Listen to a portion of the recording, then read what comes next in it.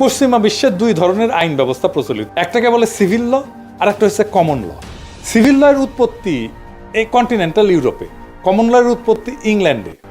India, Pakistan, Bangladesh সহ এই উপমহাদেশ English common law tradition follow করে আইনের ব্যাপারে। কিন্তু বাঙ্গু তো ভালো যে জিনিসই পাবে সেটার আগে পচায় ফেলবে, গু বানায় ফেলবে।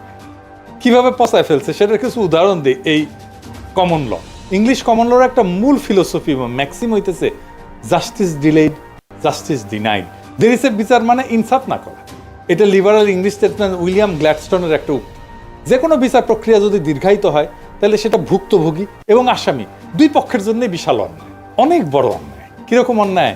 ধরেন একজন ভুক্তভোগী যে কোনো ধরনের অপরাধের শিকার হইয়া বিচার চেতে গেল, সেই বিচারের ফলাফল তখনই তার জন্য অর্থবহ হবে যদি সেটা খুব দ্রুত পাওয়া যায়।